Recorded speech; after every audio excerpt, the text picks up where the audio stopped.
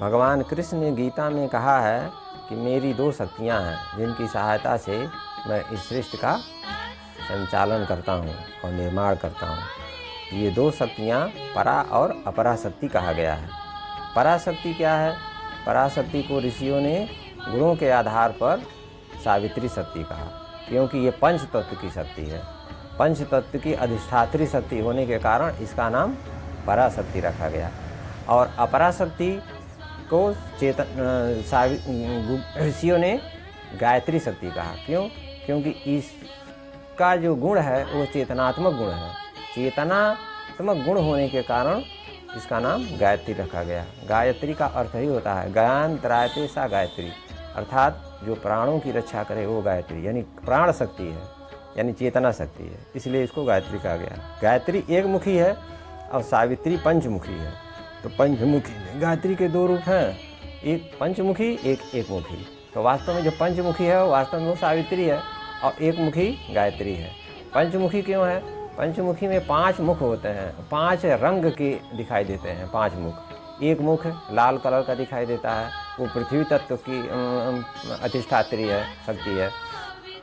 एक मुख आपका सफ़ेद दिखाई देता है, उसमें वो जल तत्व की अधिष्ठात्री शक्ति है। एक मुख पीले कलर का दिखाई देता है, वो अग्नि तत्व की अधिष्ठात्री शक्ति है।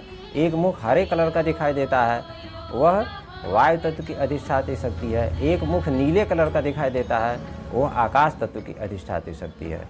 इस तरीके से सावित्री शक्ति जो है पंचमुखी है। तो पंचमुखी है इसीलिए पंचमुखी है क्योंकि वो 5 तत्वों के ऊपर उसका कंट्रोल है।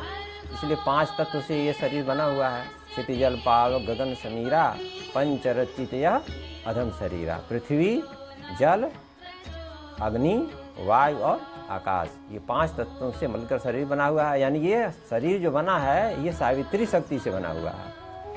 और इसमें चेतना कहाँ से आता है? चेतना गायत्री शक्ति से आता है। गायत्री जब इसके अंदर प्राण के रूप में जब उतरती है तो वही व्यक्ति जीवित हो जाता है। तो चेतनात्मक शक्ति यानी गायत्री शक्ति को एक मुखी कहते हैं। तो वो कृष्ण भगवान की अपरा शक्ति है और सावित्री पराशक्ति है।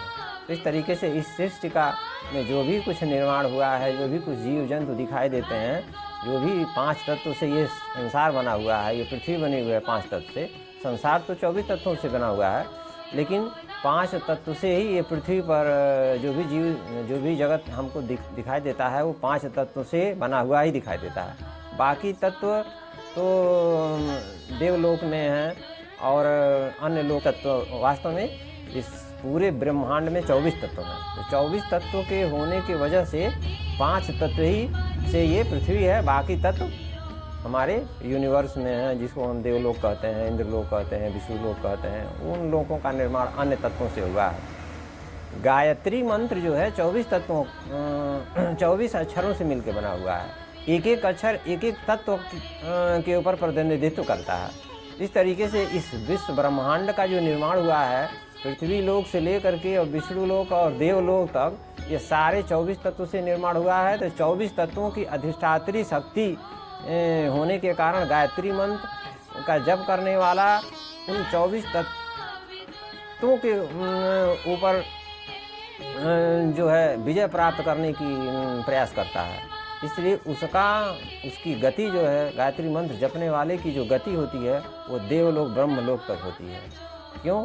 क्योंकि जिस मंत्र का वो जप कर रहा है वो 24 तत्वों को झंकृत करता है, वाइब्रेट करता है।